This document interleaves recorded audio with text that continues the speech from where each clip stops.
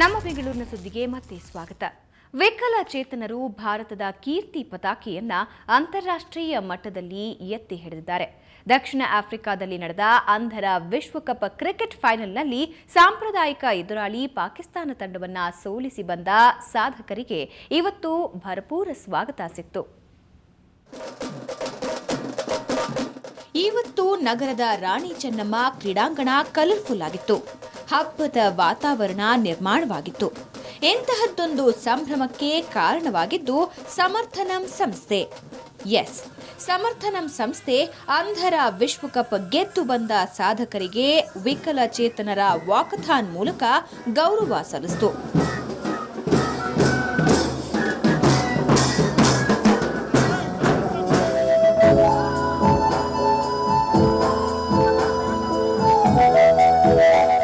ವಾಕಥಾನ್ನಲ್ಲಿ ಶೈಕ್ಷಣಿಕ ಸಂಸ್ಥೆಗಳು, ಸ್ವಯಂ ಸೇವಾ ಸಂಸ್ಥೆಗಳು ಹಾಗೂ ರೋಟರಿ ಕ್ಲಬ್ಗಳ ಮುಖ್ಯಸ್ಥರು ಸೇರಿದಂತೆ ಸುಮಾರು 1000ಕ್ಕೂ ಅಧಿಕ ಮಂದಿ ಭಾಗವಹಿಸಿದ್ರು.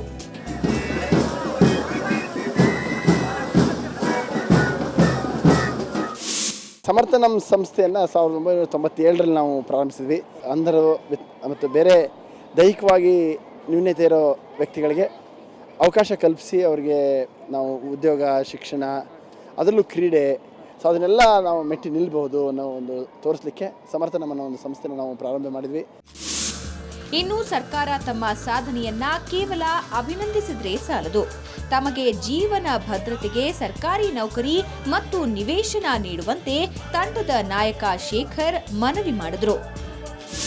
ಸೊ ತುಂಬ ಸಂತೋಷ ಆಯಿತು. ಬೆಳಗ್ಗೆ ಏರ್ಪೋರ್ಟಲ್ಲಿ ಅಷ್ಟು ಜನ ನಮ್ಮನ್ನು ರಿಸೀವ್ ಮಾಡ್ಕೊಂಡಿದ್ದು ನೋಡಿ ನಿಜವಾಗ್ಲೂ ನಾನು ಕನ್ನಡ ಮಾತೆಯ ಮಗನಾಗಿ ಹುಟ್ಟಿದ್ದಕ್ಕೆ ನನ್ನ ಜನ್ಮ ಸಾರ್ಥಕ ಆಯಿತು ಅಂತ ಅನಿಸ್ತು. ತುಂಬ ಅಂದರೆ ತುಂಬ ಖುಷಿ ಆಯಿತು. ಅದರಲ್ಲೂ ಗೌರ್ಮೆಂಟ್ ಅವ್ರು ನಮಗೆ ತುಂಬ ಸಪೋರ್ಟ್ ಮಾಡಿದ್ರು. ನನ್ನ ಇನ್ನೊಂದು ರಿಕ್ವೆಸ್ಟು ಅಂದರೆ ನಮ್ಮ ಒಂದು ಪ್ಲೇಯರ್ಸ್ಗಳಿಗೆ ಗೌರ್ಮೆಂಟ್ ಜಾಬ್ ಅಥವಾ BDS ಸೈಟ್ ಅಥವಾ ಧನ ಸಹಾಯ ಮಾಡಿ ನಮ್ಮ ಒಂದು ಜೀವನ ರೂಪಿಸ್ಬೇಕಂತ ಕೇಳ್ಕೊತೀನಿ. ಇದೇ ವೇಳೆ ರಾಜ್ಯ ಸರ್ಕಾರದಿಂದಲೂ ಸೂಕ್ತ ಮನ್ನಣೆ ನೀಡುವುದಾಗಿ ಸಾರಿಗೆ ಸಚಿವ ರಾಮಲಿಂಗಾರೆಡ್ಡಿ ಹೇಳಿದರು. ಸಮರ್ಥನಂ ಸಂಸ್ಥೆಯಿಂದ ಇವತ್ತು ಸಹಜವಾಗಿ ಕಾಳಜಿ ಇರ್ತಕ್ಕಂಥ ಅಂಗವಿಕಲರ ಬಗ್ಗೆ ಜನರನ್ನೆಲ್ಲ ಇವತ್ತು ಇಲ್ಲಿ ಸೇರಿಸಿ ಇವತ್ತೊಂದು ವಾಕಥಾನ್ ಇಟ್ಕೊಂಡಿದ್ದಾರೆ. ಸಮರ್ಥನಂ ಸಂಸ್ಥೆ ಭಾಳ ಒಳ್ಳೆಯ ಸಂಸ್ಥೆ.